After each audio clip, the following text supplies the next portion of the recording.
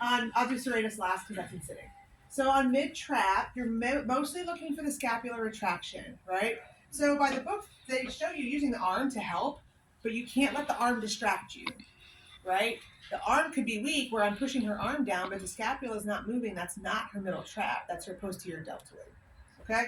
So what I'm going to do is I'm going to say, Kat, what I want you to do, I get my hand under their shoulder. I want you to pull your shoulder blade back like this, okay? Can you do that for me? Mm-hmm. I do palpate this one because she's cheating already. So where are we palpating the middle trap? Where are we palpating the middle trap? Yeah. Medial border above the spine of the scapula. So a lot of people come down here and they're like, oh, let's see if the middle trap's active.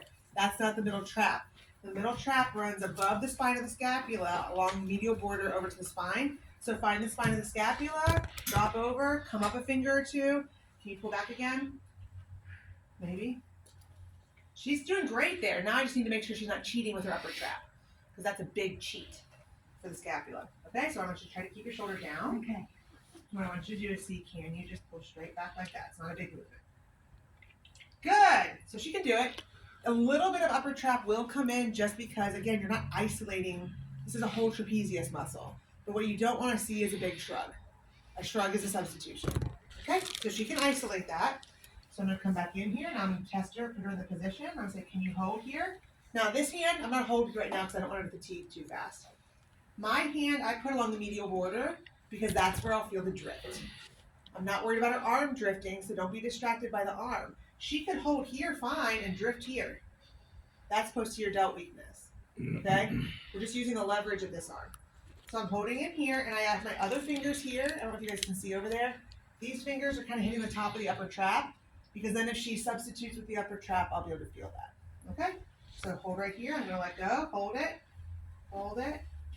Good. Now don't let me push. And as I'm pushing down on her arm, I'm kind of pushing out with the scapula too. It's really a scapular muscle, right? But we don't, sorry, I just hit you. No, Pushing on the scapula, we don't get a lot of leverage. There's nothing to push off of. So our muscle testing books show us pushing on the humerus, but you're paying attention to what's happening at the scapula. Does that make sense? Middle traps are usually not too bad, but they're a little weak on some people. So I'm going to do it one more time so we can actually give her a grade. That was all the teaching part. Okay, hold right there for me. Don't let me move you. Hold. Hold. Okay, we're starting to fail around a 4.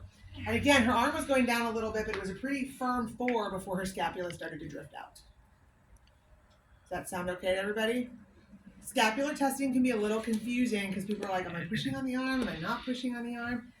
You can push on the scapula, you just don't get good leverage. So if they don't have a scapula that sticks out, you feel like you're pushing on a flat surface. So we use the arm for the leverage as they try to hold back. So as they're failing, you're going to be seeing your left hand that's on the border there. It's going to be traveling downwards or outwards. It's going to start to shift out. Okay. Because she was using that to retract. So the failure there, I know failure sounds so harsh. I don't say that with patients. The breaking point is when the scapula starts to drift into abduction and protraction. Okay? So that's middle trap. Let's do rhomboids next. Rhomboid test is